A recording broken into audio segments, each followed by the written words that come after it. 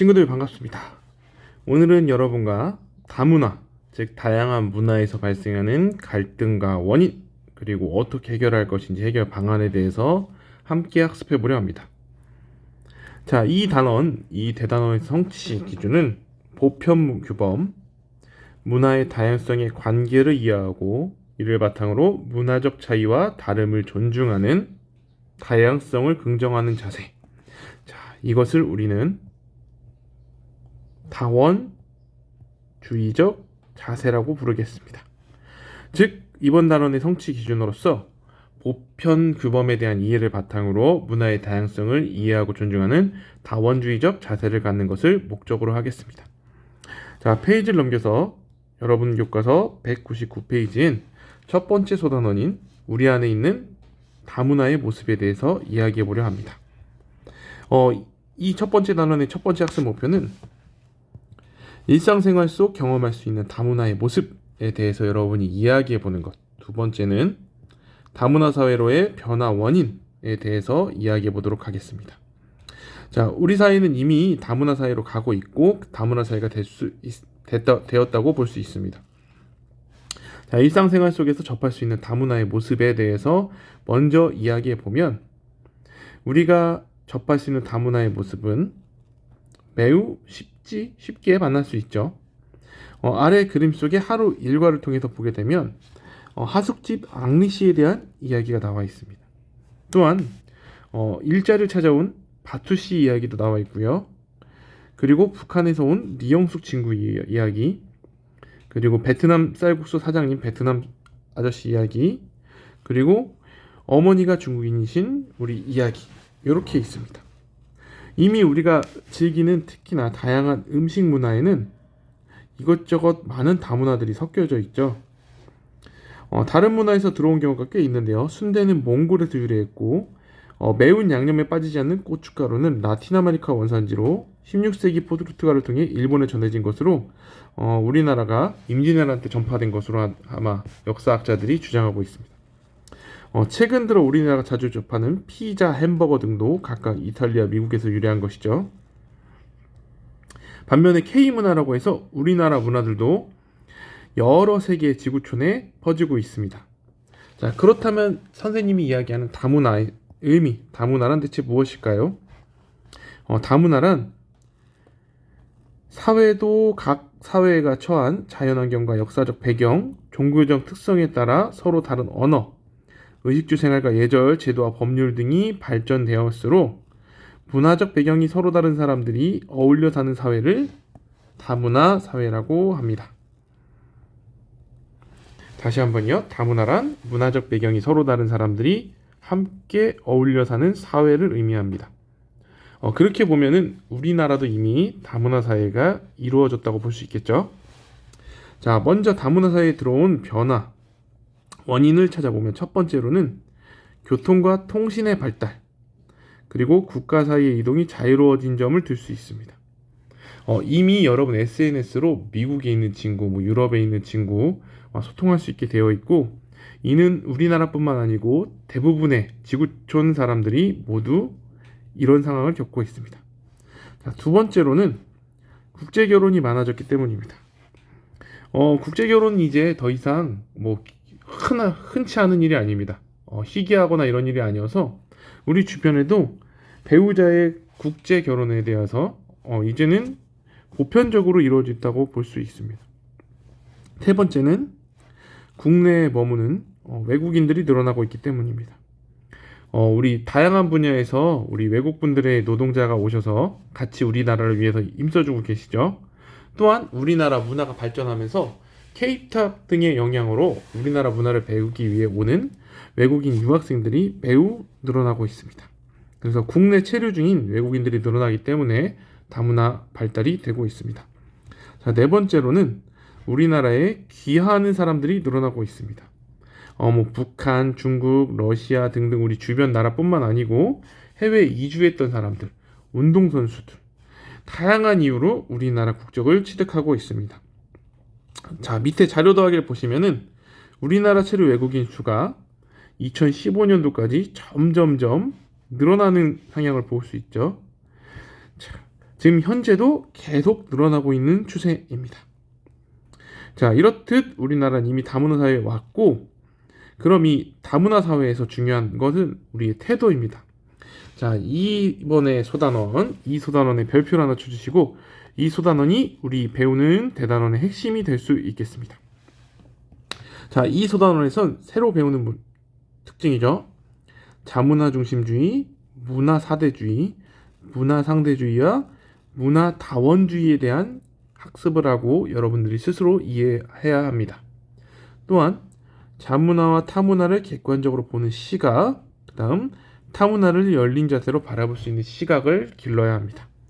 자, 여러분 교과서 205페이지에서 함께 또 출발해 보도록 할게요. 자, 205페이지. 문화를 바라보는 관점에 대해서 이야기해 보도록 하겠습니다. 자, 먼저 문화를 바라보는 관점에는 우리가 바라보는 첫 번째 자문화 중심주의라는 게 있습니다. 자, 이는 우리나라 문화, 자신의 문화만이 옳고 우수한 것으로 생각하여 자기 문화의 관점에서만 다른 문화를 부정적으로 바라보는 관점입니다. 역사 속에서 이런 관점들을 찾아보면 대표적인 사람으로 히틀러라는 사람이 있죠. 그래서 우리나라 문화만 우수하고 다른 나라 문화는 열등하니 이것을 개발해 줘야 된다는 식민사관도 여기에 있습니다. 이는 문화 제국주의 형태로 나타나 우리나라 일제감정기 때 제2기인 문화통치기가 있었습니다. 이런 것들이 예시로 나타나서 인류의 상실이라는 커다란 재앙을 가져오고 있었습니다. 자, 두 번째는 문화 사대주의적 관점입니다. 자, 문화 사대주의 관점은 뭐냐? 강한 나라의 문화는 우수한 것으로 간주한다. 그래서 동경하고 충상하여 우리나라 문화는 열등한 문화로 여기는 아주 잘못된 생각이죠.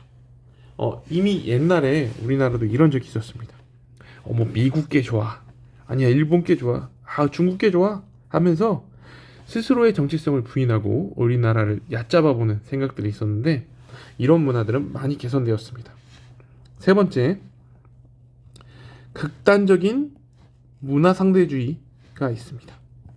자, 원래는 문화 상대주의는 서로를 존중하는 다원주의 기초였는데 여기서 문제가 되는 극단적 상대주의는 모든 문화는 특수한 자연환경이나 사회적 역사적 조건 속에 학습되고 축전된 결과물이기 때문에 고유한 의미를 가지고 있다는 관점인데, 자, 여기만 보면 참 좋을 것 같지만 장점과 단점이 있습니다. 상대성을 인정한다는 점에서 장점이 있지만 극단적인 문화는 노예제도처럼 인권을 침해하는 보편적 문화를 비판하기 어렵다는 문제점이 가지고 있습니다. 즉, 문화 상대주의, 극단적 문화 상대주의는 모든 문화는 옳다는 역설적인 주장을 가지고 있습니다. 자, 반면에 우리가 마지막으로 익혀야 될 문화 다원주의는 이러한 단점들을 극복한 관점으로 마지막 네 번째 문화 다원주의 관점에서 여러분이 시각을 바라봐야 합니다. 자, 다원주의적 관점이란 모든 인류의 보편적 가치인 자유, 인권, 평등, 평화, 정의 등에 대한 보편적 가치를 중시하면서 문화의 다양성을 추구하고 존중하는 태도를 문화 다원주의라 합니다. 즉, 타문화에 대한 존중을 바탕으로 문화의 다양성을 인정하되 인류의 보편적 가치인 자유, 인권, 평등, 평화 등을 수용할 수 있는 것을 요구하는 것이 문화 다원주의입니다. 자, 여러분 어느 정도 감을 잡았나요? 자, 그렇다면 206페이지로 넘어와서 자문화와 타문화를 대하는 바람직한 자세에 대해 같이 또 이야기해 보도록 하겠습니다. 오늘날 세계화 시대에 따라서 여러분도 아마 다양한 문화를 접할 수 있을 겁니다. 자, 먼저 우리는 우리 문화와 다른 문화를 어떤 자세로 바라봐야 할까라는 질문에 이렇게 답할 수 있습니다. 먼저 우리 문화에 대해서 제대로 알아야 됩니다. 즉, 우리 문화에 대한 정체성을 형성하고 있어야 합니다. 자, 나 자신의 정체성을 형성하고 있는 문화는 정신을 어떤 형식에 담아서 표현하고 있는 제대로 된 이해가 내포되어 있기 때문에 여러분은 우리나라 대한민국인으로서 대한의 정신을 갖고 있어야 우리 문화에 대한 긍지와 자부심을 바탕으로 다른 문화에 대한 이해를 받아들일 수 있습니다. 그래서 문화 사대주의에 빠지지 않고 다른 문화를 객관적으로 바라보게 되려면 우리 문화에 대한 정체성을 가지고 있어야 합니다. 두 번째, 열린 자세를 바탕으로 다른 문화를 존중할 줄 알아야 합니다. 자, 타 문화를 존중할 줄 안다는 것은 자문화 중심주의나 문화 사대주의가 아니라 그것이 만들어진 배경, 낯선 문화도 만들어진 배경이기 때문에 그 문화 속에서 살아가는 사람들의 관점에서 상대방의 문화를 이해하고 존중하기 위한 태도를 가져야 합니다. 세 번째, 자문화와 타문화에 대한 비판적 성찰의 자세가 필요합니다. 자, 우리는 다원주의적 관점이란 걸 배웠고 이것의 핵심은 인류의 보편적 가치와 규범에 비추어 성찰하는 자세입니다. 즉, 우리는 문화적 편견에서 벗어나 문화를 바라보는 객관적 시각을 가질 때 여러분들이 문화 다원주의적 시각을 갖췄다고 할 수 있습니다. 자, 문화를 따라 바라보는 성인식 한번 예를 보도록 하겠습니다. 성인식은 여러분 같은 청소년이 이제 20살이 되면 우리나라 같은 경우 20살이 되죠. 그러면 성인의 지위가 됐음을 인정해주는 것으로 그 의미나 의례가 각각 문화마다 다릅니다. 북아메리카 중부 지역의 부족은 성인이 되었다는 것이 전쟁에 나아갈 뜻이라고 생각해서 전쟁에 참여하는 용기가 어른의 최고 목표였습니다. 그래서 성인식에 참여한 청소년들은 스스로 자기 몸에 상처 입힘으로써 전쟁에서 용맹하게 되고 믿었습니다. 이것도 우리가 듣기엔 이상한데 그들의 문화입니다. 자, 오스트레일리아의 어떤 부족은 성인식은 여자의 참석을 금지하고 남자들만 참석하여 비밀리에 치러집니다. 이것은 남성들이 여성들과의 유대를 끊고 자립적으로 되어 부족의 문제를 전적으로 책임진다는 의미였습니다.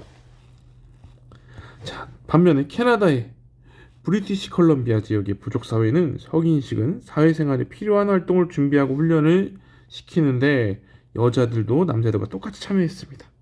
남자들은 산꼭대기에서 돌을 굴리고 여자들은 샘물에서 물을 길러오는 의례 등을 치렀습니다. 자, 문화의 패턴은 참 다양하게 나타나죠. 이것만 봐도 그 문화가 나타난 의미와 이야기에 대해서 다양한 것들을 살펴볼 수 있습니다. 자, 그리고 우리나라의 여러분 교과서 207페이지엔 우리나라가 대표적으로 겪었던 문화 사대주의와 그 문제점에 대해서 이야기하고 있습니다. 정약용 선생님, 다산 정약용 선생님의 중화주의 비판이 있는데요. 이 중화주의란 중국 중심의 세계관을 중화주의라고 하였습니다. 이 한자 문화권의 대부분의 국가는 우리 중세시대 때는 중국을 중심으로 이 중국이 중앙, 즉 세계의 중심이라고 생각했습니다.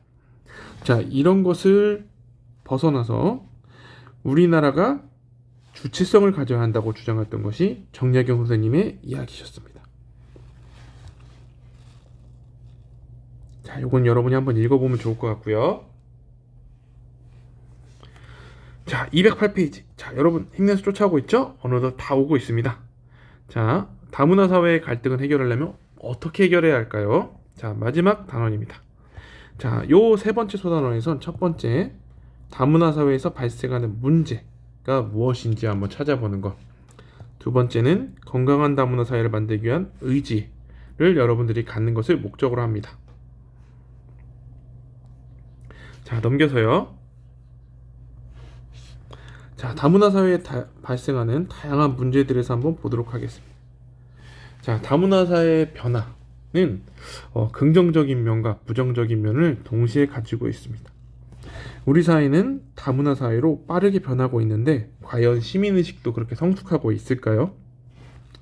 자, 우리 문화를 풍요롭게 건강하게 하는 장점이 있는 반면 여러 문화가 공존하다 보니 문제점들도 발생하고 있습니다. 자, 그런 문제점들에 대해서 살펴보도록 하겠습니다. 자, 여섯 번째 주 첫 번째. 자, 문화적 편견에 의한 차별이 발생하고 있습니다. 특히나 특정 문화권, 서구 문화권에 대한 비합리적인 호감 또는 우리 동남아 문화권에 대한 거부감, 일상생활에 대한 직장, 학교 등에서 차별적인 대우를 받는 경우가 일어나고 있습니다.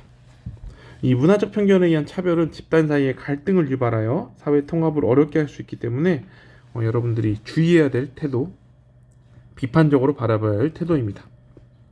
두 번째, 다른 문화를 가지고 있는 사람들에 대한 우리나라에 정착하는데 어려움을 겪고 있습니다.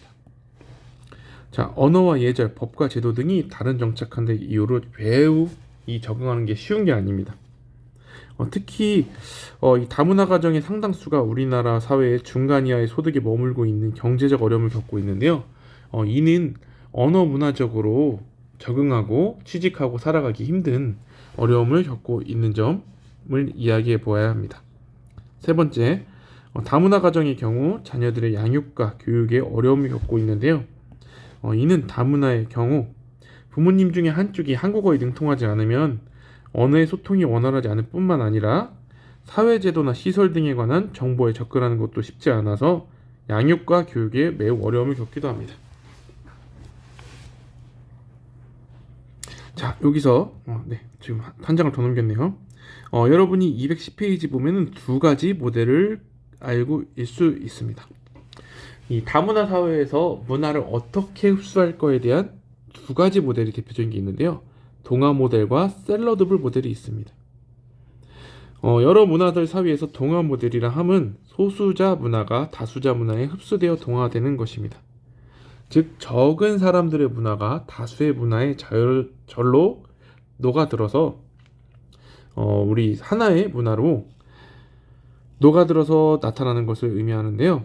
이것은 아마 주체적으로 사람들이 사회 통합에 도움이 되는 반면에 그 사람들의 고유성을 지키지 못하는 점에서 또 단점이 있습니다. 반면에 샐러드불 모델은 소수자 문화가 자신의 고유한 정체성을 유지하면서 다수자 문화와 동등하게 공존하는 것입니다. 이는 샐러드가 다양한 맛을 내듯이 다양한 문화가 공존하면서 소수자 문화가 다수자 문화와 공존하되 평등한 대우를 받을 수 있다는 점에서 문화적 다양성을 인정해주는 제도입니다. 자, 우리 사회는 어떤 게 좋다고 하고 어떤 게 비판적으로 받아들였는지 여러분이 조금 더 넓은 시야에서 생각해 볼 필요가 있다는 점 이야기해 보도록 하겠습니다. 자, 다음으로 넘겨서 그렇다면 211페이지입니다. 건강한 다문화를 위해서 우리가 할 수 있는 노력에 뭐가 있을까요?